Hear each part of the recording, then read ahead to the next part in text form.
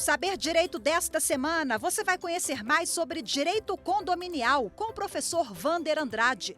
Além de uma introdução ao tema, saiba das normas regentes do condomínio edílico, os direitos e os deveres dos condôminos e do síndico. A aula 1 começa agora.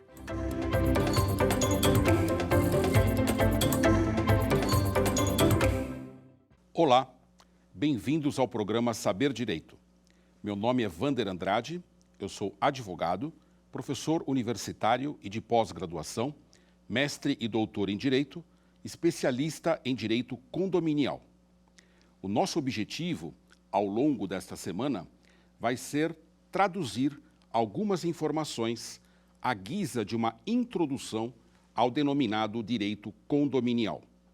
O Direito Condominial, um desdobramento do direito privado, um desdobramento do direito de propriedade, ele ocupa hoje um cenário muito relevante na ordem jurídica e, ao longo dessa semana, nós iremos trabalhar alguns temas relevantes, alguns pontos importantes, dentre os quais eu devo destacar a introdução propriamente dita ao direito condominial, com a sua contextualização fática e jurídica, como também trataremos dos princípios do direito condominial, dos direitos e deveres do condômino, dos direitos e deveres do síndico, enfim, um conjunto de informações extremamente importante, extremamente relevante para você, não somente advogado, estudante, operador do direito, mas, sobretudo, cidadão, porque o tema que vamos aqui trazer envolve cidadania, envolve convivência, envolve aprendizado para compreender como que o direito acaba importando, aplicando, traduzindo soluções para conflitos que mormente ocorrem no condomínio edilício. Desde já, eu devo adiantar que quando você fala em direito condominial, você tem dois focos principais de abrangência. Você poderia falar no condomínio geral ou você pode abordar o condomínio edilício. É assim que o nosso direito civil compreende. É assim que o nosso direito civil divide condomínio geral e condomínio edilício. Mas nossas abordagens, elas haverão de incidir preponderantemente, prevalentemente, na figura do condomínio edilício. Este sim, como diz o querido professor Silvio de Salvo Venosa, é aquele que tem sido responsável por gerar o maior número de problemas sociais e jurídicos na sociedade brasileira. Por que isso? Porque, em verdade, quando falamos em condomínio edilício, estamos falando de pelo menos 70 milhões de pessoas no Brasil. O Brasil, que tem uma população estimada em 210 milhões, tem 1/3 da sua população residindo em condomínios edilícios. Veja você que, na verdade, estamos cogitando da possibilidade de termos aí algo em torno a 420 mil condomínios no Brasil e há estudos que chegam próximos a 500 mil. Isso porque, quando você fala em condomínio edilício, normalmente você deve estar pensando no conjunto de apartamentos, no edifício de unidades autônomas e privativas, mas o condomínio edilício, ele tem diversas vertentes. Você pode cogitar, por exemplo, de abordar o condomínio residencial. Você pode falar no condomínio empresarial. Você pode falar no condomínio multimodal ou misto, onde você tem o empresarial e o residencial. Além disso, você tem o condomínio de lotes, você tem o condomínio empresarial industrial, você tem a multipropriedade. Vejam que estamos falando de um conjunto de hipóteses, de um conjunto de possibilidades extremamente rico, extremamente possível de ser compreendido a partir dos estudos que faremos, repito, à guisa de uma introdução. Portanto, tendo em mente esse contexto da importância econômica, da importância social, da importância jurídica dos condomínios edilícios, certamente temos aqui uma outra preocupação. Qual seja? A preocupação de entender como que o direito vai traduzir essas mesmas questões. Como que o direito civil, e quando falamos em direito civil, estamos falando no direito civil constitucional.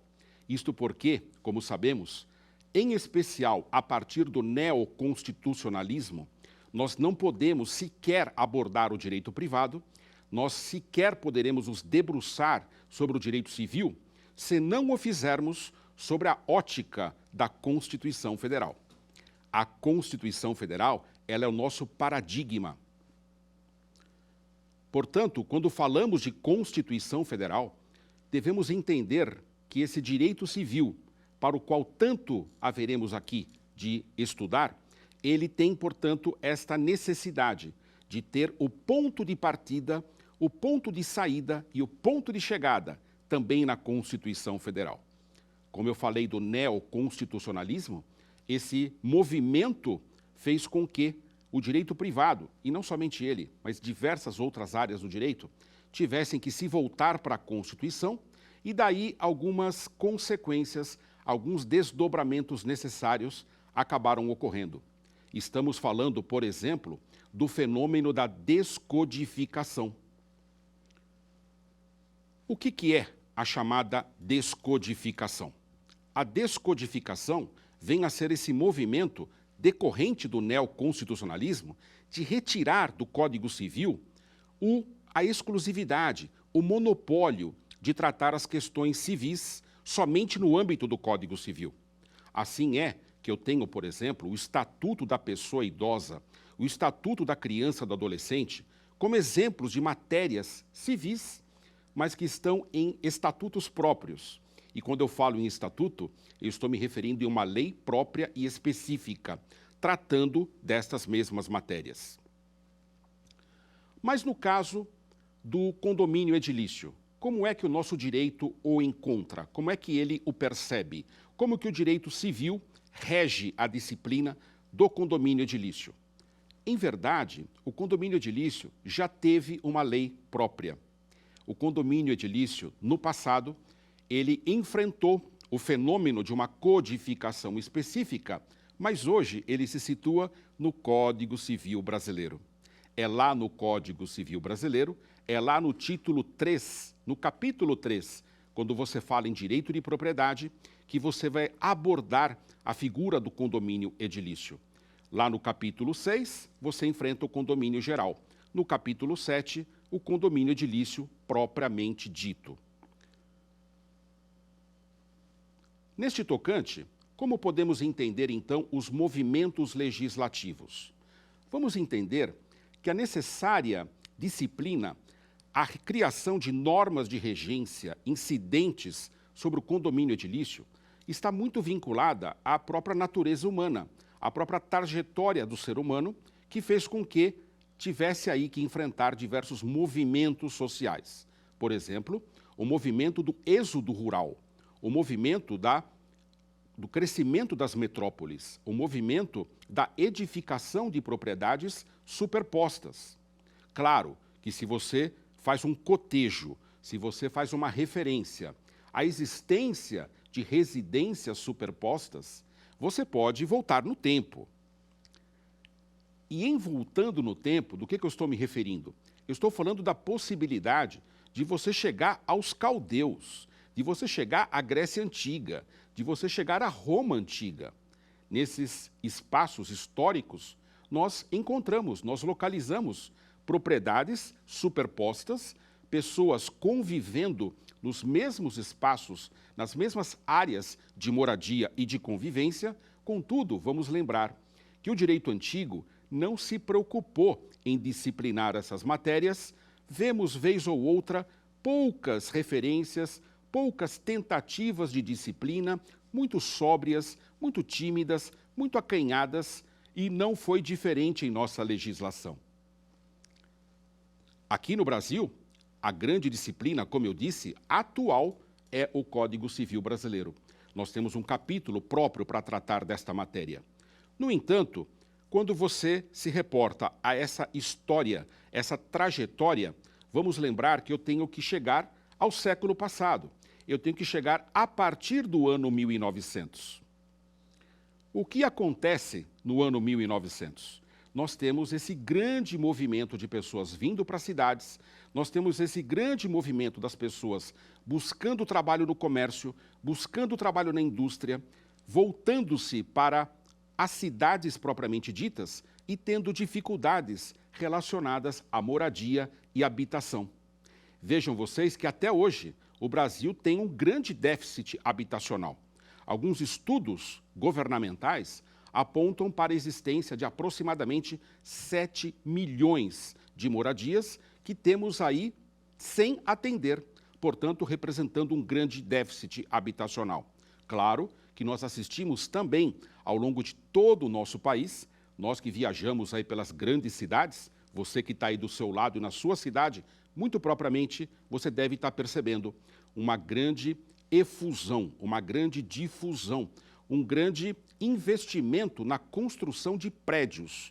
Prédios que se destinam à moradia, prédios destinados à residência, prédios destinados a trabalho. Portanto, esse movimento representa a economia nacional. Isso porque, de acordo com alguns indicadores, a economia nacional ela está calcada em dois principais eixos. O eixo da indústria automobilística, que aponta como está indo um país do ponto de vista econômico, mas principalmente o eixo da construção civil. É o eixo da construção civil que vai apontar para esse desenvolvimento e hoje assistimos, inclusive animados, esse grande desenvolvimento que tanto emprega, que tanto faz com que a economia também possa girar e gerar riqueza claramente. E agora sim, chegando à disciplina legal propriamente dita do direito condominial, vamos lembrar que no percurso histórico aqui no Brasil, como eu falei dos anos 1900, um ano que é marcante para o start dessa nossa abordagem é o ano de 1928. No ano de 1928, nós tivemos o primeiro decreto, o decreto 5481, um decreto governamental de poucos artigos, menos de 10 dispositivos, mas que iniciou a tratativa normativa, iniciou a regência a partir de uma norma jurídica da disciplina do condomínio edilício. Esta norma, conquanto ainda também muito tímida, muito reduzida, ela teve o mérito de traduzir a importância de você ter a dissociação entre a figura da unidade privativa e das áreas comuns. E é isso que nós vamos falar já já, quando conceituarmos o condomínio edilício. No entanto, eu não posso deixar de observar, como eu disse do fenômeno da descodificação, um movimento muito importante que aconteceu no ano de 1964, graças ao querido e saudoso professor Caio Mário da Silva Pereira, autor do projeto de lei que fez com que nós tivéssemos a edição da Lei 4591, daquele ano, 4591 de 1964. Esta lei, também conhecida como Estatuto dos Condomínios, também conhecida como Lei Caio Mário, tanto em homenagem ao grande professor, foi uma importante norma, uma lei que traduziu o verdadeiro Estatuto Condominial. Contudo, como eu devo enxergar hoje a Lei 4591/64? Ela se denomina Lei do Condomínio Edilício e Lei das Incorporações Imobiliárias. Há aí um dissenso doutrinário. Há doutrinadores, como eu, que entendem que houve aí uma derrogação, ou seja, uma revogação parcial da Lei 4591/64, a partir do advento do Código Civil Brasileiro de 2002, que passou a reger especificamente, pontualmente, a disciplina do condomínio edilício. Portanto, toda a tratativa jurídica hoje está no Código Civil Brasileiro. O dissenso, ele decorre do fato não de se negar a revogação da 4591/64, mas de se entender, e aí sim eu também concordo, que poucos dispositivos desta lei, naquilo que não conflitarem com o Código Civil, deverão ser respeitados, deverão ser acatados. mas eu devo lembrar a grande importância não só da 4591/64, como do próprio Código Civil Brasileiro, porque é uma verdadeira sintonia entre as duas leis. Em poucas palavras, o Código Civil Brasileiro albergou, recebeu, recepcionou muitos dos comandos normativos da Lei 4591/64, mas, claro, houve também um novo entendimento, novas disposições, e nisso, naquilo que conflita, obviamente, eu devo entender absolutamente revogado. Mas vamos lembrar que a 4591/64, quando ela se refere às incorporações imobiliárias, ela é a lei de regência. Daí porque, como não estamos abordando incorporação imobiliária, neste tocante devemos entender que esta matéria está preservada, está resguardada, e ela, a 4591/64, que continua disciplinando, é a lei de regência da incorporação imobiliária. Mas nesse momento eu devo pensar, quando falamos em condomínio edilício, do que estamos falando? Estamos falando de uma ciência que demanda uma autonomia própria? Estamos falando de um ramo do direito que hoje pode ser concebido como independente, como soberano, como autônomo frente ao direito privado? Vejam, eu entendo que sim, e todos aqueles que estudam o direito condominial vão comungar desta ideia. Estamos falando de uma disciplina autônoma, de uma ciência independente, com seus postulados, com seus conceitos e com seus princípios. Portanto, vamos falar um pouquinho de relação jurídica e vamos falar um pouquinho também sobre os conceitos fundamentais. Quando eu falo em conceito fundamental, eu devo disciplinar de origem e de início o que é o próprio condomínio edilício. O que vem a ser condomínio edilício, do qual estamos tanto falando? Na verdade, pessoal, temos aí a doutrina nos ajudando. O professor Caio Mário, ele chama o condomínio edilício de junção. Ele também cita a palavra fusão. O professor Antônio Rizardo fala de conjunção. E eu menciono superposição. Junção, conjunção, fusão, superposição de propriedades. Ou seja, o condomínio edilício, ele é uma modalidade de propriedade. Uma propriedade muito específica, uma propriedade muito complexa, exatamente pelo fato de ter no mesmo conjunto, numa mesma configuração, no mesmo encontro, as figuras da propriedade autônoma, privativa e exclusiva e uma propriedade comum. Portanto, ao conjunto de propriedades, unidades autônomas privativas, que comungam também a existência de uma área comum, onde todos eles são coproprietários, é que apresenta a figura do chamado condomínio edilício. Num condomínio edilício, e vamos aqui a um exemplo bem mais simplório, bem mais simplificado, quando eu tenho e quando eu compro um apartamento, eu sou proprietário da unidade privativa, da unidade autônoma. Eu sou proprietário exclusivo, portanto, existe exclusividade nesta propriedade. No entanto, neste edifício onde eu faço a aquisição do meu apartamento, existem áreas onde eu não sou proprietário exclusivo. Na verdade, eu sou condômino, eu sou coproprietário daquelas áreas comuns.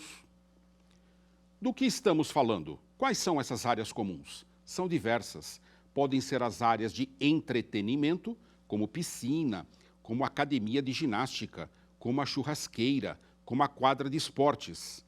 Eu sou dono desta quadra de esportes? Sim, mas eu sou dono em comunhão, eu sou dono em condomínio, eu sou dono em propriedade comum. Então percebam que no condomínio edilício eu tenho esta conjunção, eu tenho esta fusão, eu tenho este encontro, eu tenho esta superposição de propriedade exclusiva, autônoma, independente, com a propriedade comum, que é aquela, como o próprio diz, comum a todos os mesmos proprietários. Mas lembrando, se eu tenho, portanto, a figura do condomínio edilício, o que significa condômino? A palavra condômino ela deve ser entendida, inclusive, etimologicamente. A palavra dominus nos reporta ao latim, nos reporta e nos remete ao direito romano, onde nós aprendemos que dominus é propriedade. Com domínio, com dominus, estamos nos referindo à propriedade conjunta. Portanto, condomínio edilício, e a palavra edilício tem a ver com edificação, tem a ver com construção. Daí a palavra edifício, inclusive. Mas voltando para a pessoa do condômino, pessoal, vamos lembrar que o nosso Código Civil brasileiro, ele de alguma forma, inclusive, ampliou o espectro, ele ampliou a abrangência da própria figura do condômino. Isto porque condômino, segundo o Código Civil brasileiro, não se restringe à pessoa do proprietário, ou seja, existem outras pessoas a quem o Código Civil equiparou à pessoa do proprietário. Nós estamos falando dos promitentes compradores, nós estamos falando dos cessionários, portanto, não somente os proprietários, mas igualmente os cessionários e os promitentes envolvidos em processo de aquisição de propriedades, aqueles que ainda não têm o título de propriedade, mas têm um contrato de compra e venda, têm um compromisso de compra e venda. Esses também estarão posicionados sob a égide do direito condominial, sobre a égide da figura do condômino. Portanto, repito, condômino, a pessoa que tem a propriedade exclusiva e tem também a propriedade comum, mas o Código Civil equipara, aumentando o seu raio de incidência, aumentando o seu espectro de abrangência. Outra coisa muito importante a ser lembrada é a questão da relação jurídica. Eu não posso cogitar da existência de um ramo do direito, eu não posso cogitar da existência de uma ciência que se propõe autônoma e independente, se eu não encontro uma relação jurídica subjacente, uma relação jurídica na qual todas as normas do direito condominial, particularmente do condomínio edilício, possam incidir para fins de solucionar, para fim de trazer propostas de solução ou mesmo efetiva solução de litígios, de lides, de conflitos em geral, e é isso que nós vamos perceber. Nós vamos notar que, preponderantemente, de forma prevalente, a relação jurídica mais importante do condomínio edilício, da figura do direito condominial, nada mais é do que a relação existente entre o próprio condomínio edilício e a relação existente entre o condômino. Portanto, esta relação jurídica, que muitas vezes vai trazer conflitos, vai trazer a necessidade da incidência da norma, vai trazer a necessidade de evocação dos princípios, da doutrina, da jurisprudência, é que nós vamos abordar com maior frequência, com maior possibilidade de abordagem. No entanto, não é somente esta hipótese em que abordaremos, traduziremos, aplicaremos o direito condominial. Vejam vocês que eu tenho outras situações, inúmeras inclusive, por força da figura do condomínio edilício.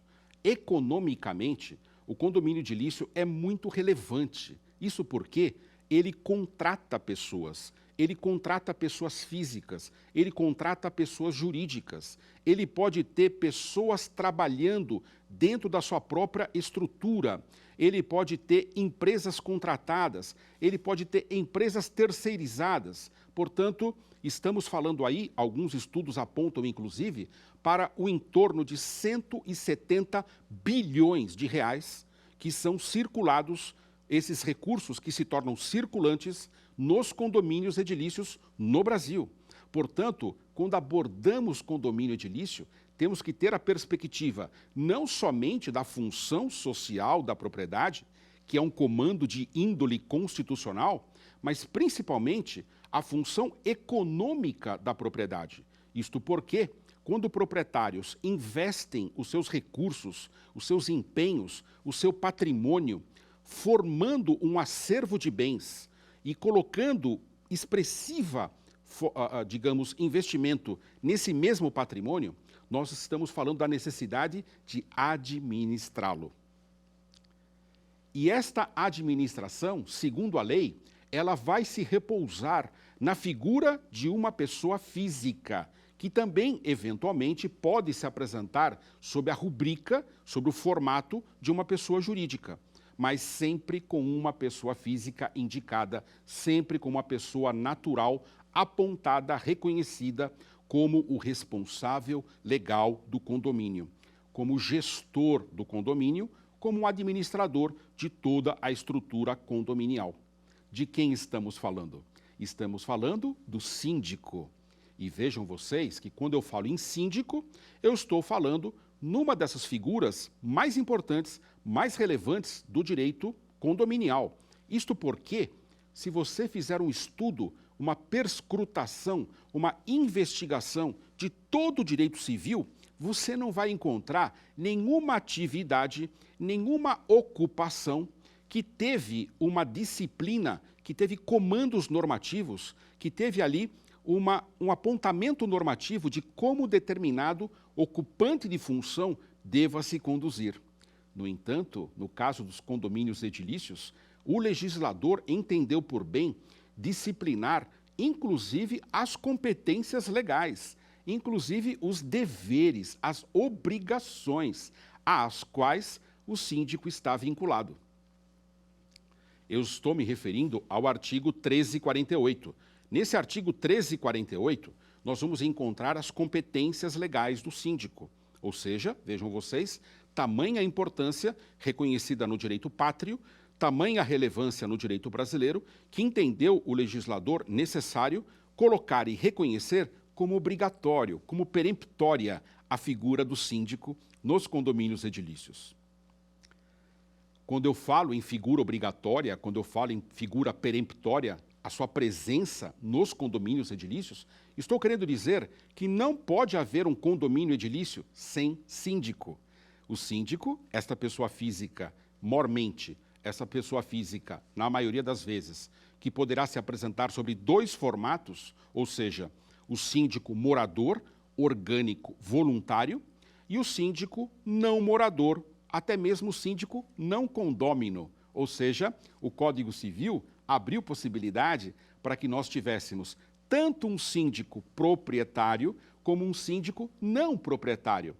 E vejam vocês, essa largada, esse start que deu o Código Civil em 2002, permitindo a figura de um condômino de um síndico não proprietário, fez com que surgisse, inclusive, uma nova atividade econômica muito importante no Brasil. Eu estou me referindo ao síndico profissional. Vamos deixar claro que esta profissão, como é dita aqui, síndico profissional, a rigor ainda não existe. É bem verdade que lá no CBO, no Cadastro Brasileiro de Ocupações, eu até encontro algo que possa se assemelhar e se aproximar à pessoa do síndico, que é o administrador de condomínios.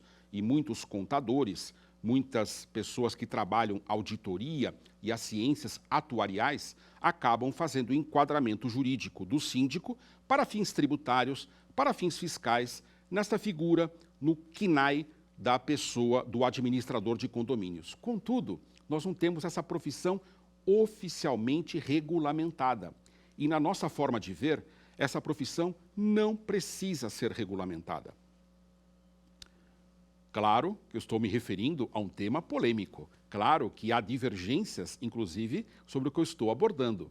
Isto porque, vejam vocês, muitos condomínios hoje têm síndicos ditos profissionais. Esses síndicos profissionais, vamos chamá-los assim, já ocupam hoje aproximadamente 20 a 25% dos condomínios brasileiros. Estamos falando de pelo menos 100 mil condomínios sendo geridos, sendo administrados, sob a batuta, sob a égide desses tais síndicos profissionais. Pessoas que têm se capacitado, pessoas que têm buscado conhecimento em cursos diversos e, inclusive, feitos cursos de graduação, de pós-graduação específicos na área para atender essa demanda de mercado. Vemos aí, inclusive, alguns desses síndicos sendo gestores de mais de um condomínio. Isto porque, neste formato em que há uma necessidade, Nesse caso, muitas vezes, a lei que se coloca não é uma lei jurídica, é uma lei econômica, é a lei da oferta e da procura. E nesse tocante, vemos aí, assistimos aí, muitos condomínios que os próprios moradores não querem ser síndicos. Não há interesse. E nesse caso, como o condomínio não pode deixar de ter síndico, o condomínio acaba contratando um síndico profissional. Esse síndico profissional, ele tem a sua remuneração ditada pelo mercado. Nós vamos encontrar condomínios de menor complexidade, onde hoje um síndico profissional pode estar ganhando em torno de R$2.000 a R$3.000. Vamos encontrar condomínios de média complexidade, onde um síndico profissional vai receber em torno de R$5.000, R$6.000, R$7.000 mês. Vamos encontrar condomínios de altíssima complexidade, condomínios clube, por exemplo, condomínios empresariais, onde um síndico profissional chega a receber R$14.000, R$15.000. Lembrando a você, como eu disse, muitos desses síndicos sendo gestores, sendo administradores de mais de um condomínio. Portanto, estamos aí presenciando uma nova atividade econômica, uma nova ocupação econômica. E por que eu particularmente defendo a ideia de que o síndico profissional não deve ter a sua profissão regulamentada? Deixando claro que não há nenhum óbice, não há nenhum obstáculo, se porventura ela vier a ser objeto de uma regulamentação. Mas a questão, me parece, está sendo respondida nesta casa. Estamos aqui na TV Justiça, que é realizada dentro do Supremo Tribunal Federal, e aqui já nesta casa, aqui no Supremo Tribunal Federal, de forma reflexa, tangenciando esta disciplina, já houve decisões prolatadas por ministros do Supremo Tribunal Federal. Estamos falando da ministra Ellen Grace, estamos falando do ministro Gilmar Mendes, onde ambos, falando e discutindo e decidindo matérias diversas, matérias diferentes, já se pronunciaram a respeito de como deve ser uma profissão regulamentada. O que disseram os ministros do Supremo Tribunal Federal sobre esta matéria? Eles disseram o seguinte: eles disseram que faz todo sentido o fato de nós termos por volta de 4.000 ocupações, de 4.000 profissões não regulamentadas no Brasil. Essas profissões, 4.000, devem se expandir, devem aumentar. Não vamos nos esquecer que estamos vivendo um momento de revolução tecnológica, de revolução cibernética, onde, vez ou outra, até pelo advento da legislação, nós temos aí a presença e a obrigatoriedade da criação de novos cargos, de novas funções, de novas atividades econômicas. Vide, por exemplo, a figura do encarregado na LGPD como parâmetro do DPO, do Data Protection Officer, como nós encontramos no modelo europeu. Nesse sentido, o que disse o ministro Gilmar Mendes e o que disse a ministra Ellen Grace? Ambos disseram basicamente a mesma coisa, no sentido da orientação. Eles disseram que as profissões regulamentadas são aquelas que têm periculosidade, danosidade, impacto social de grande espectro, de grande abrangência. Alguém perguntaria, portanto, o advogado precisa ter a profissão regulamentada? Claramente que sim. Vejam os riscos, os danos que uma pessoa que não é formado, que não tem uma profissão regulamentada, poderia gerar a partir de um exercício de uma função tão nobre, tão relevante como a da advocacia. Será que o médico precisa ter a profissão regulamentada? Claramente que sim. Tanto advogado quanto médico têm profissões regulamentadas, mas percebam, no Brasil nós não temos uma centena sequer, 72, 73 aproximadamente, profissões regulamentadas. Com isso querendo dizer que as profissões regulamentadas devem ser a minoria, ou como dizem os ministros, somente aquelas que têm grande impacto social. E aí você me pergunta, mas o síndico não tem impacto social? O senhor acabou de falar que ele trabalha ou pode trabalhar em vários condomínios. Nós temos assistido, temos recebido notícias de malversação de recursos de condomínios, de crimes praticados no ambiente da gestão condominial. Olha os danos, olha os riscos que este síndico, que este profissional pode gerar sob a égide de uma gestão fraudulenta, de uma gestão temerária, de uma gestão que possa traduzir um resultado prejudicial ao condomínio. Mas cuidado, vejam vocês que na dicção dos ministros do Supremo não se está dizendo que o profissional não possa causar prejuízo ou o exercício da sua função não possa ensejar responsabilidade civil ou criminal. Claramente que sim. Aliás, há um conjunto de estudos, o direito condominial se aprofunda nisso. Ele traduz, por exemplo, a necessidade de estudarmos não somente a doutrina, como a jurisprudência aplicável à responsabilidade civil do síndico, à responsabilidade criminal do síndico. Portanto, não há que se perquirir essa questão. Isso já está em jogo, isso já tem uma resposta. No entanto, pessoal, ainda que o síndico possa causar prejuízos, ainda que esses prejuízos possam ser de grande monta, e nós sabemos que isso pode acontecer, isto é voltado para uma coletividade, não é uma função social, não é uma função de serviço de espectro social, de abrangência social, não é um serviço que está aberto para a sociedade, mas é um serviço que está voltado para um público específico, para um nicho dentro da nossa sociedade, dentro da nossa comunidade, que são os condomínios edilícios. E a relação que se estabelece entre esse síndico e o condomínio edilício é uma relação de direito privado. Ainda vale a pena lembrar, quando nós abordamos a questão da responsabilidade do síndico, devemos também cogitar de afirmar o seguinte: a responsabilidade do síndico, ela é de ordem ampla. Estamos nos referindo à responsabilidade civil por todos os seus atos, quer dizer que, havendo prejuízos causados ao condomínio, esse síndico haverá de responder. É bem verdade que o Código Civil Brasileiro, lá no artigo 1348, ele permite ao síndico, inclusive, delegar atividades, transferir o exercício de determinadas funções administrativas. Contudo, aquilo que o síndico não transfere, aquilo que o síndico não pode transferir, é a responsabilidade. A responsabilidade do síndico, ela é inerente ao cargo, ela é imanente ao exercício da função, ela é indissociável, ela é intransferível, e ainda que o síndico queira apontar a responsabilidade, que até pode existir conjunta, que até pode existir solidária, que até pode existir subsidiária, de um outro ente, de uma outra pessoa que com ele trabalha de forma mancomunada, de forma cumpliciada, voltada, por exemplo, para a existência de delitos, a rigor, ele é o grande responsável e essa responsabilidade é inafastável. E quando eu falo em responsabilidade, eu estou falando em responsabilidade civil, em responsabilidade criminal, em responsabilidade tributária, trabalhista, previdenciária, ambiental. Sim, é disso que se trata quando se fala em responsabilidade do síndico. Portanto, ele pode receber bem, mas ele vai ser também muito cobrado e a responsabilidade sobre os seus ombros, ela é muito expressiva.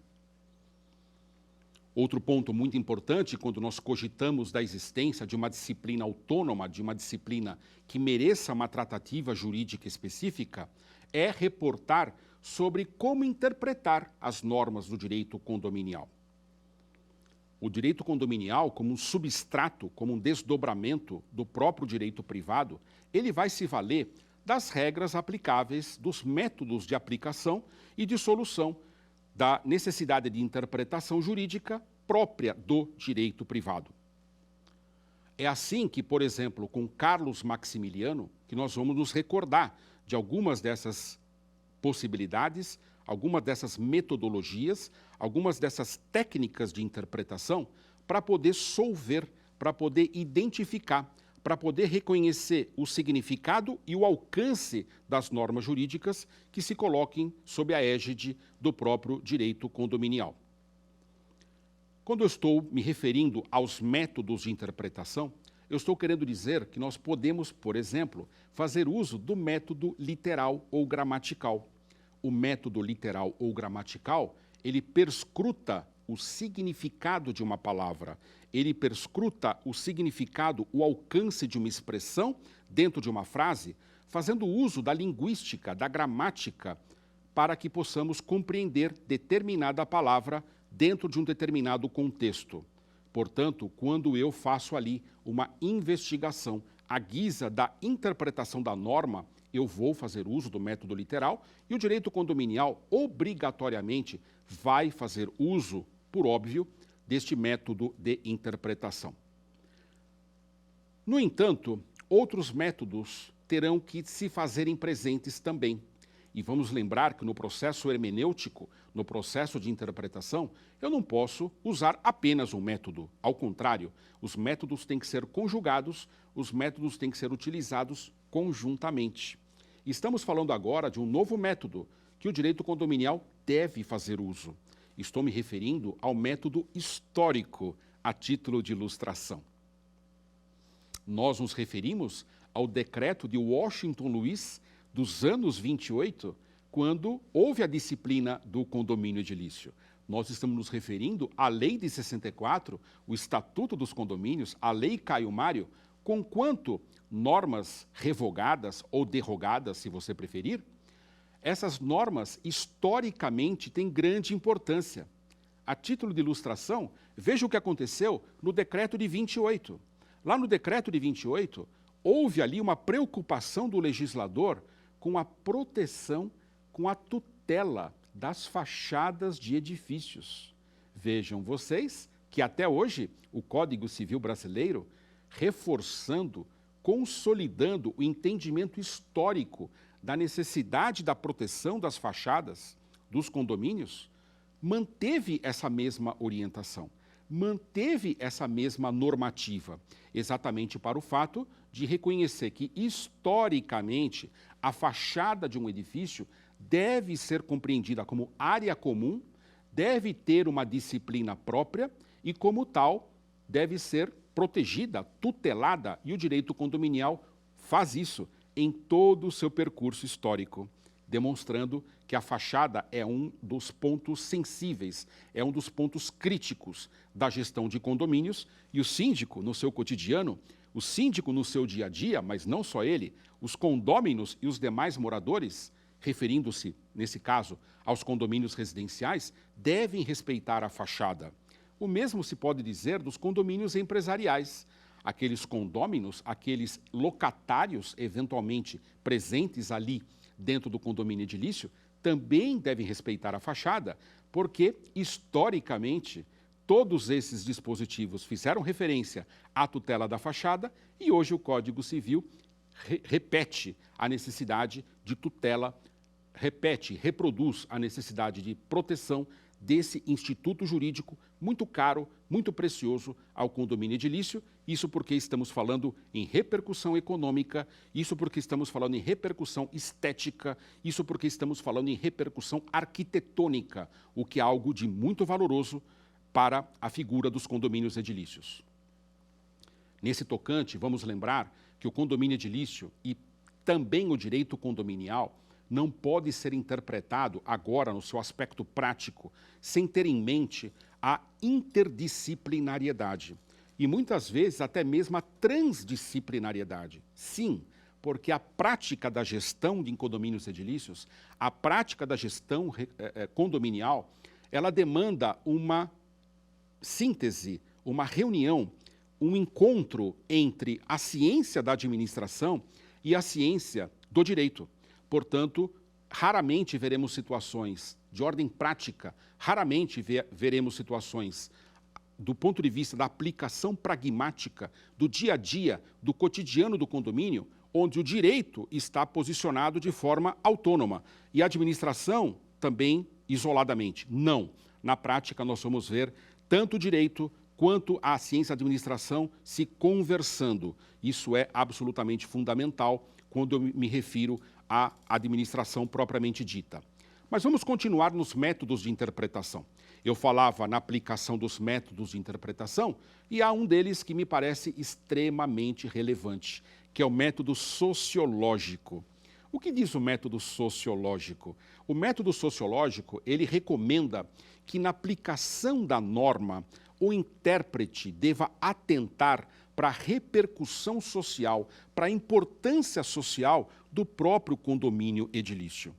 Nesse tocante, podemos aqui exemplificar o fato de que a norma condominial, ela recomenda, quando venham a existir transgressões às regras de convivência condominiais, essas regras, mormente, se encontram em normas infralegais, como é o caso da convenção de condomínio, como é o caso do regulamento interno, como é o caso das normas prolatadas, editadas pela Assembleia Geral de Condôminos. Sim, a Assembleia Geral de Condôminos, ela tem poder normativo, ela pode editar normas, e essas normas podem vir estampadas e previstas em atas dessas mesmas assembleias, nos regulamentos internos e nas convenções de condomínio.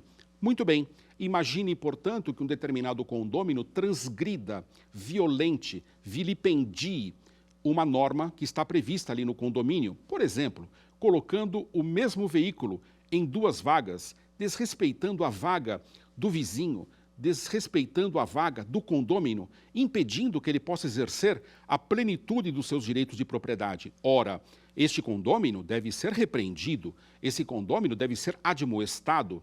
Em última análise, ele poderá até ser multado. E essas multas, como veremos inclusive, podem ser exasperadas, podem ser exacerbadas, de acordo com os comandos que encontramos no próprio Código Civil brasileiro.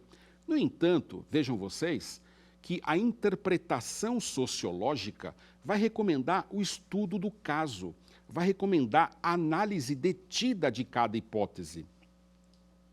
Nesse tocante, estamos nos referindo à necessidade de estarmos ali vendo o caso em comum. Terminando, não poderia deixar de mencionar a necessidade de falar da interpretação teleológica, também chamada de finalística. Vejam vocês que há muitas possibilidades e nas próximas aulas, inclusive, voltaremos a falar da interpretação teleológica, é aquela que fala da finalidade. Vejam vocês, por exemplo, que um tema candente, palpitante, apaixonante, não à toa fruto de muitos problemas na convivência condominial, é aquela que diz respeito às garagens e ao uso das vagas em garagens. Vejam vocês que o Código Civil denomina as garagens de abrigos para veículos. Com isso, querendo dizer que nós estamos diante, em verdade, de um espaço com finalidade específica. Ou seja, ainda que a convenção não diga com todas as letras, ainda que o regulamento interno também não possa ou possa ter traduzido essas orientações, o Código Civil deixou claro: as garagens, as vagas de garagens, são abrigos para veículos.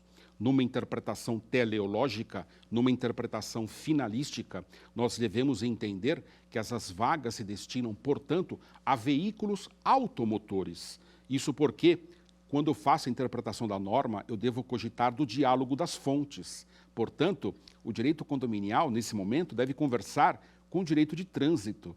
Lá no direito de trânsito, no Código de Trânsito Brasileiro, nós aprendemos que os veículos automotores, eles são veículos específicos, eles são automóveis, eles são motocicletas. Claro que um condomínio, quando possível, deverá ter vagas próprias para motocicletas, próprias para veículos automotores de 4 rodas, mas muitas vezes essa equação não se apresenta tão fácil, não se apresenta tão simples. Então veremos, portanto, que esta dificuldade de compreensão dos seus postulados, dos seus princípios, vai demandar uma análise detida do caso e, como eu disse, garagens é sempre um problema sério, é sempre um problema que vai traduzir inúmeros conflitos e vamos, inclusive, ver uma torrente de processos, uma torrente de ações judiciais reverberando, impactando os nossos tribunais de 1º grau, de 2º grau e até mesmo o STJ, sendo chamado a se manifestar em questões atinentes a áreas comuns, a áreas privadas, aquelas questões que dizem respeito a problemas que podemos ter dentro dos próprios condomínios. Outro ponto importante que devemos aqui lembrar, quando falamos de métodos de interpretação, é lembrar outras vertentes, inclusive, da aplicação hermenêutica. Claro, eu não posso me esquecer, por exemplo, da interpretação doutrinária. Temos aí alguns estudos, é bem verdade, uma produção científica reduzida, mas que se amplifica diariamente. Temos aí grandes estudiosos, dos quais aqui já mencionamos alguns, professor Caio Mário, professor Arnaldo Rizzardo, temos aí também a figura do nosso professor Silvio Venosa, Tartucci e tantos outros, se debruçando, ora tangenciando o tema, ora especificamente sobre o assunto, mas ainda há também uma pleiade de estudiosos e hoje no Brasil há grandes fóruns de estudo sobre o direito condominial querendo ampliar esta matéria. Portanto, a doutrina é uma fonte importante de interpretação. O mesmo poderíamos lembrar da interpretação jurisprudencial. A interpretação jurisprudencial, ela vai se referir às decisões do Poder Judiciário incidentes sobre a matéria e essas jurisprudências, a esse conjunto de decisões emanados do Poder Judiciário, serão também fonte permanente de consulta, fonte permanente de solução de casos, fonte permanente de métodos, de ferramentas, de mecanismos para interpretação da própria norma. Vamos chamar o quiz agora, nesse exato momento.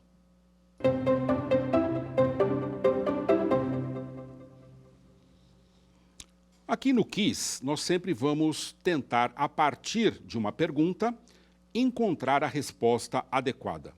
Vamos ver o que disse aqui o examinador. Ele apresenta a seguinte questão para o nosso estudo. Para fins de direito, qual o significado da palavra condômino?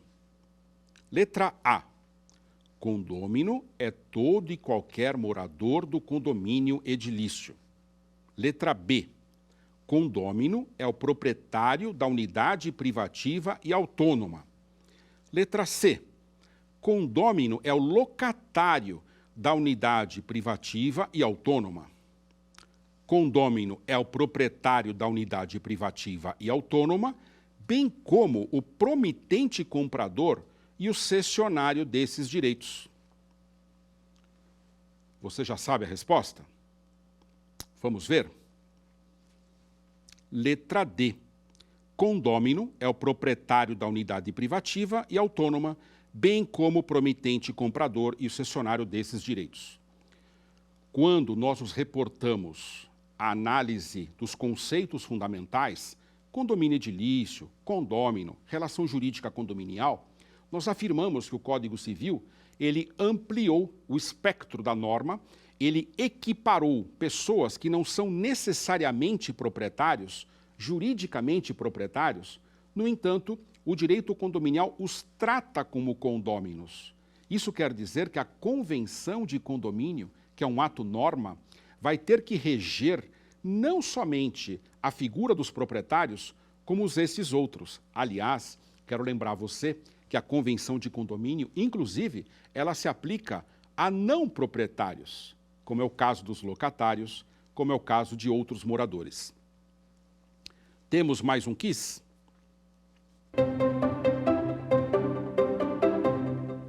Vamos ver. Qual a natureza jurídica do condomínio edilício? O condomínio edilício é uma pessoa jurídica. O condomínio edilício é uma associação civil. O condomínio edilício é um ente despersonalizado. O condomínio edilício é uma sociedade empresarial. E então, já chegou a resposta? Olha lá, letra C. O condomínio edilício é um ente despersonalizado. É muito importante que nós tenhamos em mente a configuração jurídica, a natureza jurídica de um condomínio edilício. O condomínio edilício não é uma pessoa jurídica, conquanto ele tenha sido reconhecido como tal, por exemplo, pelas autoridades tributárias, pelas autoridades fiscais. O condomínio edilício, ele tem capacidade processual. Ele pode ingressar em ações civis, ele pode ser alvo de uma ação, sujeito passivo em um processo. Contudo, ele é um ente despersonalizado. Ele não se apresenta no direito brasileiro como uma pessoa jurídica. Existem, sim, hoje, no Congresso Nacional, projetos de lei tramitando para, quiçá, transformar, convolar o condomínio edilício em pessoa jurídica, conquanto, atualmente, ainda temos que reconhecer a natureza como tal nós reconhecemos, a natureza jurídica do condomínio como sendo um ente despersonalizado. Vamos ao último quiz?